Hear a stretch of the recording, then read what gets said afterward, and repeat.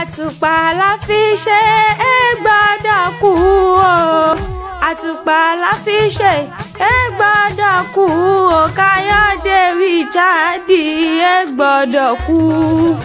àtùpà la fi ṣe é gbọ́dọ̀ kú o. Anthony ẹ̀gbọ́n Ọpẹ́yẹmí. àtùpà la fi ṣe é gbọ́dọ̀ kú o. owó ọkọ̀ Mọ́ríyámọ̀ é gbọ́dọ̀ kú láéláé. àtùpà la fi ṣe é gbọ́dọ̀ kú o. Mr. Káyọ̀dé Richard Anthony gbéra nílẹ̀ òdìdé. inú ilé lẹ bá wà ní ẹwọ dé, ẹ̀yìnkùlé lẹ bá wà ní ẹwọ kọ́kọ́ lé, ìyẹ̀wù lẹ bá wà ní ẹwọ dẹdọ oníníṣọjọ́ òbí ẹ̀yin gangan mo ṣe súré wá bí. àṣẹ iṣẹ́ mọ́dọ̀ọ́dún ayọ̀ lẹ́mọ̀ ṣe ọdún dùnnú ọdún re. ká ẹ gbọ́ bí olúgbogbo ti ń gbó o, ká ẹ gbọ́ bí olúgbogbo ti rí gbò, ká ẹ fọwọ́ pa ó, ká ẹ fèrègì ìjòbì. Ọpẹ́yẹmí ló ní kí n pè é bí ológun ẹ̀rọ o. Ọpẹ́yẹmí Anthony ló ní pè é bí ọlọ́gbọ̀n ìwọ̀fà. ó ní òní ní sọ́jọ́ òbí ẹ̀yin gangan, ẹ̀gbọ́n mi olóríire tí sọ́jọ́ òbí ló ní kórí jẹ́ pẹ́. Ọpẹ́yẹmí ló ní Àmọ̀kẹ́ mọ̀ bọ̀ ní gbàǹgede ojúlóge, Àmọ̀kẹ́ akẹ́rù wá mọ̀ bá ń kẹ́gbọ́n mi tí sọ́jọ́ òbí ló ní. ó ní Káyọ̀dé Richard Anthony tún ti lè kàn sí lórílẹ̀ erùpẹ̀, dákun súnmọ́ gbàǹgede kó wá mọ̀ bá ń kí ní méje méje mẹ́jọ mẹ́jọ mẹ́sàn-án mẹ́wàá. òní gangan ní sọ́jọ́ òbí ẹ̀yin ni. Ọpẹ́yẹmí ní ẹ̀kú ọdún o. bàbá olóògbé bàbá Bianca, bàbá Tatiana ni mò ń ké sí, bàbá Tiffany ni mò ń ké sí o. kórìjẹ́ ṣọ̀pọ̀lọpọ̀ ọdún láyé lágbára Ọlọ́run. bàbá dáadáa alálùbáríkà ni bàbá tí ń ṣọjọ́ bí lónìí. happy 50 years birthday to you o Mr. Káyọ̀dé Richard Anthony tí ń ṣọjọ́ bí lónìí. èèyàn bí rẹ ṣọ̀wọ́n o. Ọpẹ́yẹmí lónìí èèyàn bí ẹ̀gbọ́n mi ṣọ̀wọ́n nílé ayé. Ọpẹ́yẹmí ní you are a wonderful brother to me o.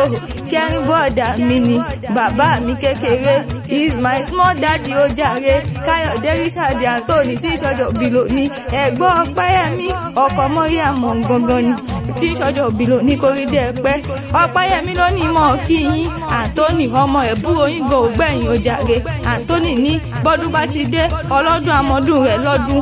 ó ní oyin mọ̀ọ́dún tẹ nínú afárá, bí mòjò láti mọ̀ọ́dún tẹ nínú àrèrè ni, gbókùkù ti mọ̀ọ́dún tẹ nínú àpà. Anthony ọmọ àbúrò yín ni ẹ ṣọdún owó, ẹ ṣọdún ọmọ, ẹ ṣọdún àìkú tí ṣe bàlẹ̀ ọ̀rọ̀ lágbára Ọlọ́run ọba. Anthony wá ní kẹ́ ẹ gbọ́ bí olúgbogbo ti ń gbó, kẹ́ ẹ gbọ́ bí olúgbogbo ti rí gbò, kẹ́ ẹ fọwọ́ pa ó, kẹ́ ẹ fèrègì ìjòbì lọ́nà Ọlọ́run ọba. Anthony ní kí n kíyìn dáadáa, ó ní kí n tẹ̀ṣọ́ tẹ̀ṣọ́, kí n kíyìn togun-togun. ó ní bàbá mi ní sọ́jọ́ bí lónìí, big daddy mi ní sọ́jọ́ bí lónìí ojúlóge. Àmọ̀kẹ́ mọ̀ báńkì ní méje méje mẹ́jọ mẹ́jọ ni.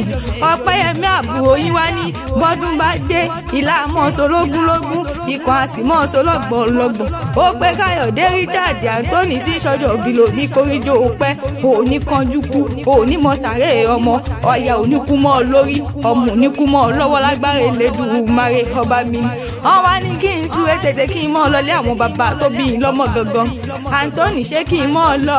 Richard Káyọ̀dé tí ń ṣọjọ́ òbí lónìí ṣé kí n mọ́ relé bàbá tó bí ọlọ́mọ ni. dákun ṣó mọ̀mọ́ bínú pé mo bá ọ láyè mo pọ̀ lórúkọ, orúkọ là ń pe lọ́ba lọ́ba, orúkọ là ń pe ládé ládé. òní ní ṣọjọ́ òbí rẹ̀ gangan lọ́pẹ́yẹmí Anthony ṣe ní mọ̀ pé yín ló bí ológun ẹrú, kí n mọ̀ pé yín bí ọlọ́gbọ̀n ìwọ̀ ọ̀fà. ẹ kú ọjọ́ òbí òní.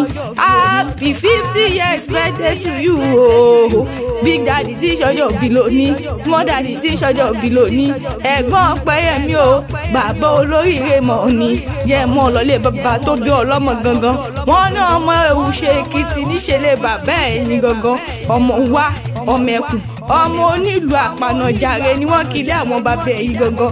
ṣé ìmọ̀ lọ sóòsì nǹkankan, ọmọ olókè mẹ́rìndínlógún ẹ̀yìn lọ́mọ òkè láńbọ̀ bá gùn wọ́lú ayé pé o. ta lè yàn tí ò bọ́ bá dójú ogun kó wá ń bá tètè jíṣe bí ń bọ́ bá bá rè ló ayé pé nílé àwọn bàbá tó bí ń lọ́mọ ẹ̀yin lọmọ olóbì kan wọ̀wọ̀ tí rí wọ́ ọmọ olóbì kan wọ̀wọ̀ tí rí wọ̀ èyí tó bá fẹ́ ni àwọ̀ sọ̀dẹ̀ ẹni èyí tó ò fẹ́ ni àwọ̀ sínú igbó ẹ̀wọ̀n burúkú àsìkò òun mú jẹ ni wọ́n kílé bàbá tó bí ń lọ́mọ ọmọ aṣọyẹ ṣòun ọmọ lọ́yẹ ń pa ọmọ aṣọyẹ tán kótó ṣòun ni wọ́n kílé bàbá ẹ̀yìn gangan wọ́n ní òkè mẹ́rìndínlógún níbẹ̀ nílé àwọn bàbá ẹ̀yìn mẹ́ta dúró bọ mẹ́ta bẹ̀rẹ̀ bọ ọkọ là ń bọ́ tá gbọ́dọ̀ wodó ọkọ là ń bọ́ tá gbọ́dọ̀ wodó nílé bàbá tó bí ń lọ́mọ gangan àṣẹ iṣẹ́ àmọ́dún ọmọ wa ọmọ ẹkùn tí sọ́jọ́ òbí lò ní oríjẹ pẹ́ oríjẹ gbó ẹ ní mọ sàárè ọmọ ẹ ní mọ sàárè aya lọ́lọ́ ọlọ́wọ́n ọba happy birthday to you o bàbá dáadáa tí sọ́jọ́ òbí lò ní gangan.